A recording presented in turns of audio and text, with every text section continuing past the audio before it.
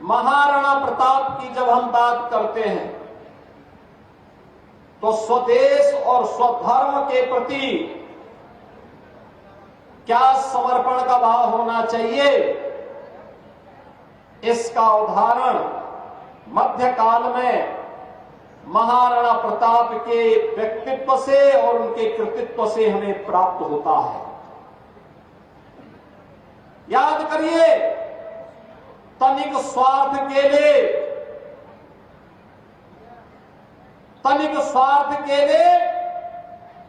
सत्ता के सामने झुकने की प्रवृत्ति से न घट करके उन्होंने स्वाभिमान और सम्मान के साथ साथ स्वदेश और स्वधर्म के लिए अपना पूरा जीवन समर्पित किया। वे चित्तौड़ के उस इतिहास प्रसिद्ध वंश में पैदा हुए, जिस इतिहास प्रसिद्ध वंश ने देश के अंदर महाराणा सांगा जैसा प्रतापी राजा दिया था। महाराणा सांगा के बारे में कहते हैं कि उनके शरीर में युद्ध भारत के लिए विधर्मियों से लड़ते हुए इतने घाव थे कि उनकी गिनती करना भी कठिन था, लेकिन तब भी उन्होंने भारत के सनातन धर्म की ध्वजा पताका को और भारत के स्वाभिमान को विधर्मियों के सामने कभी झुकने नहीं दिया था। महाराणा सांगा के समय में भारत का इतिहास बताता है, भारत की सीमाएं ईरान तक पहुंच चुकी थी। और बहनों और भाइयों, महाराणा सांगा के बाद स्थितियां परिवर्तित हुई। एक समय ऐसा भी आ गया था जब महाराणा प्रताप को गद्दी मिली थी, तब ज्यादातर भूभाग, महाराणा प्रताप का जन्म 1540 में कुंभलगढ़ में होता है। चित्तौड़गढ़ का मुख्य भूभाग से उन्हें हटना पड़ा था, उनके पहले से ही उनको उससे संबंध समाप्त हो चुका था। लेकिन मात्र 28 वर्ष की उम्र में पहला युद्ध उनको लड़ना पड़ा था। पहला युद्ध 28 वर्ष की उम्र में, और वह भी अकबर जैसे विशाल साम्राज्य के सामने वो युद्ध लड़ रहे थे। और फिर 1576 में जब हल्दी घाटी का युद्ध जून 1576 में होता है, मात्र 36 वर्ष की उम्र महाराणा प्रताप की उस समय रहती है, और 36 वर्ष की उम्र में हल्दी घाटी ने उन्हें राष्ट्र नायक बना दिया। याद करिए, मात्र 20,000 सैनिकों के साथ अकबर की लाखों की सेना का मुकाबला करते हुए, उनके मारते हुए, काटते हुए वे लगातार उस युद्ध को लड़ते रहे। राष्ट्र नायक की श्रेणी में भारत माता के वही सपूत हैं जिनका पूरा जीवन भारत माता के लिए समर्पित था। स्वदेश और स्वधर्म के लिए जिन्होंने अपना जीवन समर्पित किया, जिन्होंने घास की रोटी खानी मंजूर की, लेकिन विधर्मियों के सामने झुकना कभी मंजूर नहीं किया, उन राष्ट्र नायकों में महाराणा प्रताप का नाम आता है, छत्रपति शिवाजी महाराज का नाम आता है, गुरु गोविंद सिंह जी महाराज का नाम आता है। बहनों और भाइयों, स्वतंत्र भारत में इन राष्ट्र नायकों का आदर्श हम सब की एक प्रेरणा है, और वही प्रेरणा के बल पर हम लोग कुछ कर पाते हैं। और इसीलिए हम कहना चाहते हैं, बहनों और भाइयों, इन राष्ट्र नायकों का सम्मान हर हाल में होना चाहिए। जो लोग इन राष्ट्र नायकों को सम्मान नहीं दे सकते, वे किसी मानसिक विकृति के शिकार हैं और उनके उपचार की आवश्यकता है। उनको व्यापक उपचार की आवश्यकता है। क्योंकि राष्ट्र नायकों का सम्मान किए बगैर वर्तमान पीढ़ी आगे नहीं बढ़ सकती, उनको एक नई प्रेरणा प्राप्त नहीं हो सकती। वर्तमान पीढ़ी को प्रेरणा प्राप्त होती है महापुरुषों के जीवन चरित्र से, उनके व्यक्तित्व और कृतित्व से। और महाराणा प्रताप ने अपने जीवन कालखंड में ही मेवाड़ राजवंश से जुड़े हुए वे सभी क्षेत्र जिन्हें कभी अकबर ने हड़पने की कुत्सित चेष्टा की थी, उन्हें वापस लेकर के अकबर को भी घुटने टेकने के लिए मजबूर कर दिया था। और इसीलिए तो हम कहते हैं कि नायक तो महाराणा है, महाराणा। अकबर नायक नहीं हो सकता। नायक छत्रपति शिवाजी महाराज हैं, जिन्होंने औरंगजेब को घुटने टेकने के लिए मजबूर किया और घुटते घुटते बेमौत मरने के लिए मजबूर कर दिया था। इसलिए नायक छत्रपति शिवाजी महाराज हैं, औरंगजेब नहीं हो सकता है। महाराणा प्रताप का यह जीवन हम सबको सदैव प्रेरणा देता रहेगा। आज भी कोई चित्तौड़गढ़ जाता है, पूरा देश हल्दी घाटी की माटी को ले जाकर के उसे तीर्थ के रूप में सम्मानित करता है।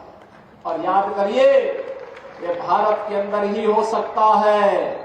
महाराणा तो नायक है ही है, महाराणा प्रताप का घोड़ा चेतक भी हम सब के लिए एक नई प्रेरणा छोड़ करके गया है। स्वामी भक्ति का इससे अच्छा उदाहरण दूसरा क्या मिल सकता है। बहनों और भाइयों, ये है भारत का इतिहास। जिन्हें भारत के इस इतिहास की जानकारी नहीं, भारत की इस परंपरा की जानकारी नहीं, वे भारत की नदी संस्कृति को भी नहीं जान पाएंगे। उन लोगों से कोई उम्मीद नहीं की जा सकती है। ऐसे कूप मंडूप आज भी भारत के अंदर मौजूद है। वे आज भी कूप मंडूप बन करके ही जी रहे हैं। याद करिए जब 13 जनवरी से 26 फरवरी के बीच, पौष पूर्णिमा से लेकर के महाशिवरात्रि के बीच इस सदी के महाकुंभ के साथ हम सबको जुड़ने का अवसर प्राप्त हुआ था। और मैं अभिनंदन करूंगा आदरणीय प्रधानमंत्री जी का। मैं अभिनंदन कर रहा हूं उन सभी पूज्य संतों का और सनातन धर्मावलंबियों का। जितना कोई विधर्मी और जितना कोई सेकुलर व्यक्ति महाकुंभ के बारे में अफवाह फैलाता था, जितना दुष्प्रचार करता था, उतनी ही बड़ी संख्या में वे लोग प्रयागराज में आकर के आस्था की पवित्र डुबकी लगा करके उन्हें चिढ़ाने का काम करते थे। जो कोई बोलता था कि वहां गंदगी है, तो जनता जनार्दन की ओर से, सनातन धर्मावलंबियों की ओर से आता था कि वे मूर्ख, तुझे नहीं मालूम, तो बहता पानी और रमता जो भी कभी गंदा नहीं होता है, कभी अशुद्ध नहीं होता है। ये तो शुद्धता की एक नई परिपाटी उन्होंने डाला कि हमारी आस्था है तो हमें भौतिक चीजों से बहुत लेना देना नहीं है। मेरी आस्था है, मैं त्रिवेणी के इस महासंगम को पवित्र भाव के साथ देखता हूं और उसी पवित्र भाव के साथ 66 करोड़ 30 लाख श्रद्धालु प्रयागराज पहुंच करके आस्था की डुबकी लगाता है। हमारे यहाँ के विधायक तेजपाल नागर जी ने मुझे कुछ प्रस्ताव भी दिए हैं। इन्होंने कहा है कि यहाँ पर महाराणा प्रताप की मूर्ति बन रही है, स्थापित हो रही है, तो एक राजकीय डिग्री कॉलेज भी यहाँ पर उपलब्ध करवा दिया जाए। एक इन्होंने 100 बेडेड चिकित्सालय के निर्माण की भी बात की है और साथ साथ एक ITI की बात की है, एक स्टेडियम की भी बात की है। तो बहनों और भाइयों, मैं इन तीनों चारों चीजों को यहां पे स्वीकृति की घोषणा कर रहा हूं। ये सब आपको हम यहां पे उपलब्ध करवा रहे हैं। यहां के बाईपास के लिए और यहां के लिए किसानों से जुड़ी हुई समस्या के बारे में भी उन्होंने कहा है। हमने जिला प्रशासन से कहा है कि उन्हें सर्किल रेट बढ़ाने की दिशा में आगे बढ़ना चाहिए, जिससे किसान को अच्छा मुआवजा मिल सके। आईटीआई भी जो हम यहां बनाएंगे, जो आईटीआई बनेगा, मैं ग्रेटर नोएडा अथॉरिटी से कहूंगा और मुख्य सचिव से भी कहूंगा, आईटीआई ऐसा बनना चाहिए जिसमें यहां के बच्चों को, यहां के नौजवानों को हम आर्टिफिशियल इंटेलिजेंस के बारे में, ड्रोन टेक्नोलॉजी के बारे में, रोबोटिक के बारे में और मॉडर्न एज से जुड़े हुए जितने भी ऐसे कोर्सेज हैं, इनके बारे में हम उनको बता सके। क्योंकि जब ये बच्चे इसके बारे में जानेंगे तभी यहां पे नौकरी भी कर पाएंगे और जो निवेश हम ला रहे हैं इसका लाभ यहां के लोगों को प्राप्त होगा। यह क्षेत्र तो विकास करेगा ही करेगा, साथ साथ वे स्वयं का स्टार्टअप स्थापित करके स्वयं भी पैसा कमाएंगे और नौकरी देने की बड़ी व्यवस्था अपने स्तर पर भी कर पाएंगे। कुछ ही दिनों के बाद हम लोग आने वाले हैं, यहां पे बहुत सारे बड़े बड़े कार्य हुए हैं। जैसे देश का सबसे बड़ा एयरपोर्ट जेवर में बनने को लगभग तैयार है। अभी बहुत यानी ट्रायल हो चुका है, लेकिन बहुत जल्दी हम उसका उद्घाटन के लिए अपने प्रधानमंत्री जी को आमंत्रित करने जा रहे हैं। और अब तो फिल्मों में शूटिंग किसी को करनी हो तो मुंबई नहीं, अब तो यही पे फिल्म सिटी हम लोग बना रहे हैं।